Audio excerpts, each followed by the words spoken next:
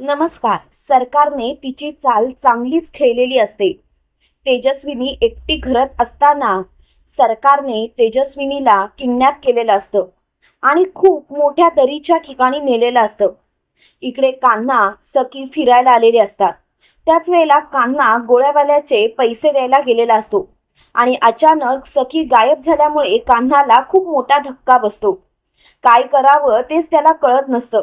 तो मोठमोठ्याने सखी मॅडम अहो कुठे आहात तुम्ही अशी हाक मारत असतो. पण काही केल्यास सखी मात्र तिथे नसते.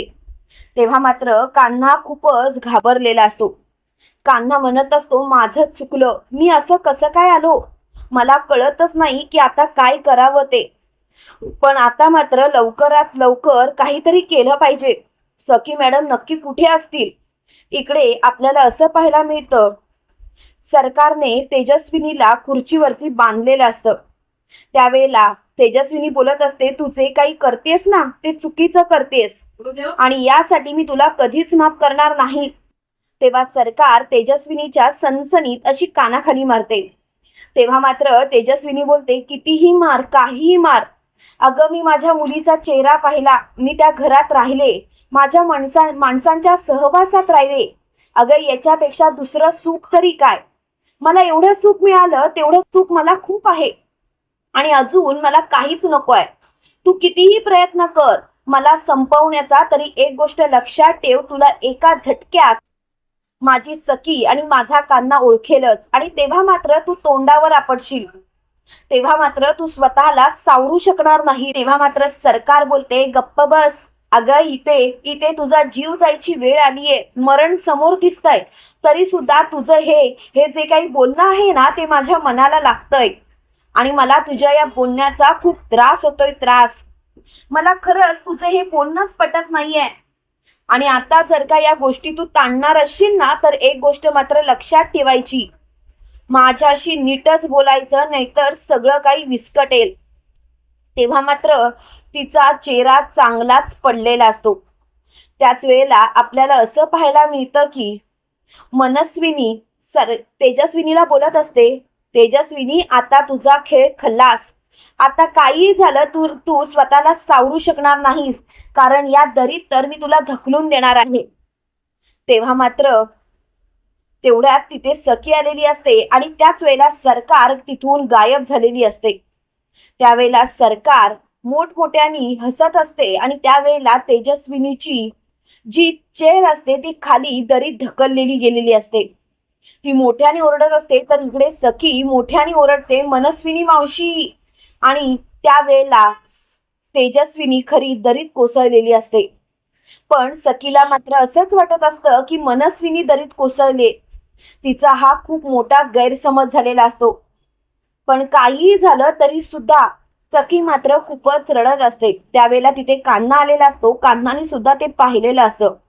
कान्हा सखीला बोलतो, सखी मॅडम शांत व्हा, शांत व्हा, अहो तुम्ही कशाला रडताय, त्यांनी जी पापं केलेत ना त्या पापांची शिक्षा त्यांनी भोगली असं समजूया ना आपण, तुम्ही असा विचार का करताय. त्यावेळेला लगेच मोठ्यानी सखी बोलते, काही असलं ना कान्हा तरी सुद्धा ती माझी मावशी होती. कान्हा एक गोष्ट लक्षात ठेव, मी सगळं काही सहन करेन, पण हे मात्र जे काही झालं ना ते मात्र खूपच विचित्र झालं. त्यावेळेला लगेच कान्हा बोलतो, सखी मॅडम प्लीज स्वतःला शांत करा, सखी मॅडम प्लीज नको तो गोंधळ घालू नका. तेव्हा मात्र सखी कान्हाच्या मिठीत जाऊन खूपच रडत असते. सखी आणि कान्हा घरी आलेले असतात. त्यावेळेला मात्र सरकारने तेजस्विनीचं रूप धारण केलेलं असतं. शेवटी सरकारला असं वाटत असतं की आपण जिंकलो, आपण आता सगळं काही नीट करणार आणि पुन्हा एकदा त्या सरकारचं राज्य येणार. त्यावेळेला सखीला रडताना पाहून सरकार लगेच सखीजवळ जाते आणि सखीला बोलते, सखी सखी बाळा काय झालं, तू का रडतेस. कान्हा, अरे माझ्या मुलीला काय झालं, ती अशी रडत काय आली, अरे जाताना तर तुम्ही हसत गेला होतात ना, मग असे रडताय का. तेव्हा लगेच कान्हा बोलतो, प्लीज प्लीज तुम्ही जरा शांत व्हाल. त्यावेळेला लगेच सखी सरकारला मिठी मारते. तिला तर असंच वाटत असतं की ती तिची आई आहे म्हणून. त्याच वेळेला सरकार सुद्धा तिच्या डोक्यावरून हात फिरवत असते आणि स्वतःशीच म्हणत असते, किती बावळट आहेस ना सखी तू, खरंच तुला तुझ्या आईचा सहवास सुद्धा कळत नाही. आता तू माझ्या मिठीत आहेस तर तुला असंच वाटतं की ही माझी मिठी म्हणजे तुझ्या आईची मिठी आहे. पण खरं सांगायचं तर मी सरकार आहे, सरकार. आणि सरकार कधी पलटवार करते ना हे कोणालाच कळत नाही. तुम्हाला असं वाटलं की तुम्ही सरकारला उद्ध्वस्त केलं, पण तसं तर होणारच नाही. कारण सरकार कधीच उद्ध्वस्त होऊ शकत नाही. तर सरकार एकेकाला उद्ध्वस्त करते, एकेकाची वाट लावते. आणि त्याच पद्धतीने मी आज खेळ खेळला. आता मात्र सगळं संपलं. त्यावेळेला लगेच सरकार अगदी भाऊकपणे बोलते, सखी सखी बाळा काय झालं, तू का रडतेस? तेव्हा लगेच सखी बोलते, आई अगं मनस्विनी मावशी, मनस्विनी मावशी. तेव्हा लगेच सरकार बोलते, काय झालंय मनस्विनीला? सखी बोलणार आहेस का? त्यावेळेला सखी बोलते, अगं ती एकदम खोल दरीत पडली, अगं ती कायमची आपल्याला सोडून गेली. तेव्हा मात्र सरकार लगेच स्वतःला धक्का बसल्यासारखं दाखवते, जसं काय खरोखर तिला दुःखच झालंय. ती आतून तर खूपच हसत असते आणि म्हणत असते, वा गेली तर तेजस्विनी, पण असं दाखवलं गेलंय की गेले ती मनस्विनीच आहे. आणि हाच गैरसमज तुमच्या मनात झाला पाहिजे म्हणून तर मी हा सर्व कटकारस्थान रचलं. आता तर मी काहीही झालं ना तरी सखी, आता मात्र मी शांत बसणार नाही. आता पुन्हा एकदा हे सर्व माझ्या ताब्यात आणि पुन्हा एकदा तुमच्या सर्वांची वाट लागणार. आता एकेकाची वाट लागायची वेळ आली सखी, एकेकाची वाट लागायची वेळ आली. आणि तेवढ्यात मात्र आपल्याला असं पाहायला मिळतं, कान्हा बोलतो, सखी मॅडम शांत व्हा, जे झालं ते झालं. आणि कान्हा सखीला बेडरूम मध्ये घेऊन जातो. पण कान्हा मात्र अगदी योग्य तो विचार करत असतो. तो म्हणत असतो, नाही कुठेतरी पाणी मुरतंय. कारण घरात आलो तेव्हा जी बाई आमच्या समोर होती ती तर मला वाटलीच नाही की ती तेजस्विनी आंटी आहे म्हणून. ते त्याचं रूप वगैरे सगळं बघता असं वाटत होतं की ती सरकारच आहे. आता मला हर्षदाला बाजूला घेऊन नीट विचारपूस करावी लागेल, नाहीतर पुन्हा एकदा या कामतांच्या घरात सरकारचं राज्य येणार. पण आता मात्र मी सरकारचं राज्य येऊच देणार नाही. सगळं उद्ध्वस्त करणार, पण मी आता सरकारचं राज्य पुन्हा एकदा या घरात बसू देणार नाही. आणि म्हणूनच कान्हा हर्षदा जवळ गेलेला असतो आणि हर्षदाला बोलतो, हर्षदा मला फक्त एक गोष्ट सांग. तेव्हा हर्षदा बोलते, काय कान्हा सर? तेव्हा लगेच कान्हा बोलतो, आम्ही इथून गेल्यानंतर घरी कोणी आलं होतं का? तेव्हा हर्षदाला खूपच घाम फुटतो. काय बोलावं तेच तिला कळत नसतं. ती खूपच घाबरलेली असते. ती म्हणते, नाही कोणच नव्हतं. तेव्हा कान्हा बोलतो, हर्षदा शांत हो. अगं तुला किती घाम फुटलाय, दिसतंय समोर तुला किती घाम फुटलाय, आणि तू एवढी का घाबरलीयस? आणि मला तर कळतच नाही तू एवढ्या सहजपणे का उत्तर देतेस, म्हणजे घरात कोणीतरी आलं होतं. तेव्हा लगेच हर्षदा बोलते, नाही कान्हा सर. त्यावेळेला कान्हा बोलतो, मी तुला एक बोलू हर्षदा, या घरात जी बाई होती ती तर कोण होती तुला माहिती आहे. आणि आता जी बाई आली ना ती वेगळीच आहे असं मला वाटतंय. पण यामध्ये सगळ्यामध्ये जे काही झालं ना ते तुला माहिती आहे असं मला वाटतं. तेव्हा लगेच हर्षदा बोलते, कान्हा सर प्लीज मला काहीच माहिती नाही. तेव्हा लगेच कान्हा बोलतो, हर्षदा खोटं बोलू नकोस, जे काही आहे ते स्पष्टपणे सांग. आणि ते जर का स्पष्टपणे सांगितलंस तर बरं होईल. तेव्हा हर्षदा म्हणते, आता जी घरात बाई आहे ना ती सरकार आहे, सरकार. कारण मला पूर्णपणे खात्री आहे, कारण त्या बाईने मला फोन केला होता आणि तिने मला ब्लॅकमेल केलं होतं. आणि म्हणूनच मी तिच्या बोलण्यात आले, कारण मला तिने धमकी दिली होती. आणि म्हणूनच त्या बाईने तेजस्विनी मॅडमना इथून नेलं आणि त्यांना बांधून ठेवलं. तेव्हा कान्हा बोलतो, याचा अर्थ ज्या दरीत कोसळल्या त्या तेजस्विनी आंटी होत्या. तेव्हा मात्र हर्षदा बोलते, हो पण कान्हा सर मला माफ करा, माझं चुकलं. त्यावेळेला कान्हा बोलतो, हेच जर का तू मला सांगितलं असतंस तर कदाचित प्लॅन मध्ये बदल झाला असता, तर कदाचित सगळ्या गोष्टी अगदी वेगळ्या पद्धतीने झाल्या असत्या. हर्षदा तुझ्यामुळे सखी मॅडम पुन्हा एकदा आईच्या प्रेमाला मुकल्या.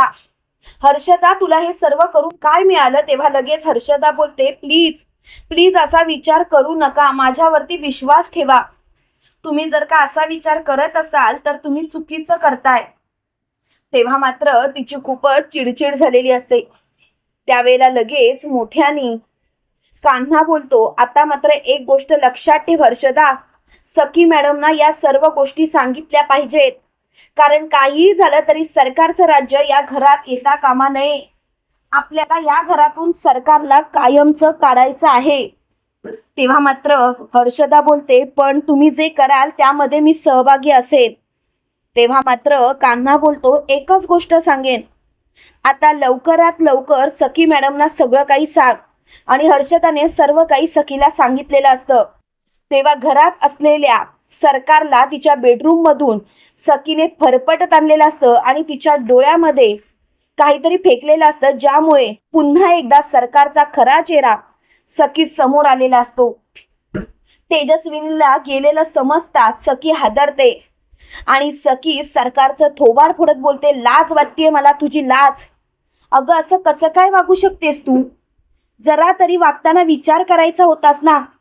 मला खरंच तुझ्या या गोष्टीची ना कीव येते, कीव. असं वागून तुला काय मिळतं? तेव्हा लगेच सरकार बोलते, पुन्हा एकदा मी तुमच्या तावडीला सापडले. पण एक गोष्ट मात्र लक्षात ठेवा, तुम्हाला वाटत असेल की तुम्ही जिंकलात, पण तुम्ही जिंकला नाहीत आणि मी तर तुम्हाला जिंकूच देणार नाही. तेव्हा कान्हा बोलतो, या बाईचं काय करावं ना तेच करत नाही. सरळ सांगायचं तर ही बाई गुन्ह्यावर गुन्हा करतेय आणि आपण मात्र या बाईच्या प्रत्येक गोष्टीला खतपाणी घालतोय. आता मात्र काय करावं तेच मला कळत नाहीये, समजत नाहीये.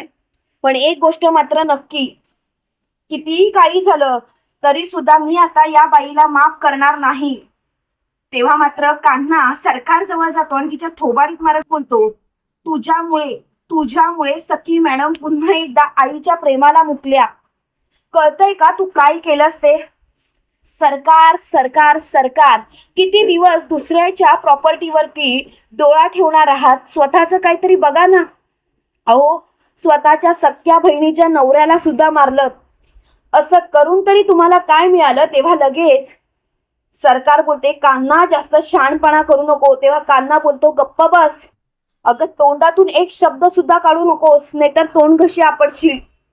खरंच तुझ्या या गोष्टींचा ना त्रास होतोय, त्रास.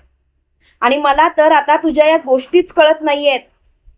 खरं सांगायचं तर तुझी वाट लावावी अशी माझी इच्छाच आहे. तेव्हा मात्र तिला खूपच राग आलेला असतो.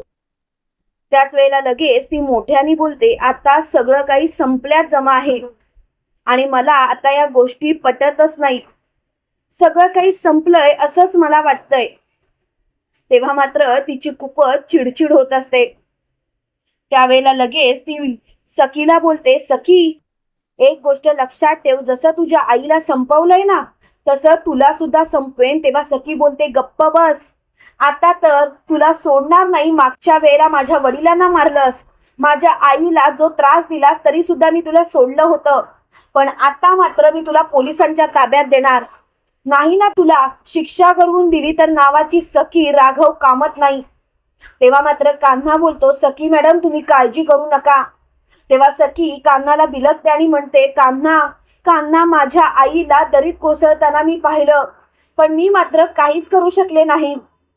कान्हा काय करू मी आता? तेव्हा लगेच कान्हा बोलतो, सखी मॅडम शांत व्हा.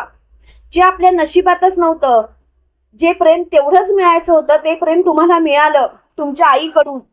आता मात्र तुम्ही शांत राहिलात तर बरं होईल. तेव्हा मात्र सखी बोलते, कान्हा मी माझ्या आईला वाचवलं सुद्धा नाही रे. तेव्हा लगेच कान्हा बोलतो, सखी मॅडम तुम्ही असा विचारच का करता? तुम्ही पूर्णपणे प्रयत्न केला तुमच्या आईला वाचवण्याचा, पण तुमची आई ती होती असं तुम्हाला माहितीच नव्हतं. तेव्हा लगेच सखी बोलते, पण पुन्हा एकदा मी माझ्या आईला कायमचं गमावलं. कान्हा आता मी काय करू?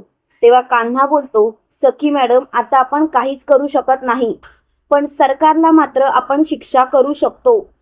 तेव्हा मात्र सरकार बोलते, कान्हा तू माझ्या वाटेला जायचा प्रयत्न करू नकोस. बघितलंस ना मला या घराबाहेर काढलंस त्याचे काय परिणाम झाले ते. तेव्हा कान्हा बोलतो, हो ना बघितले ना, पण तेव्हा मात्र माझं चुकलं की तुझ्यासारख्या बाईला मी हलक्यात घेतलं.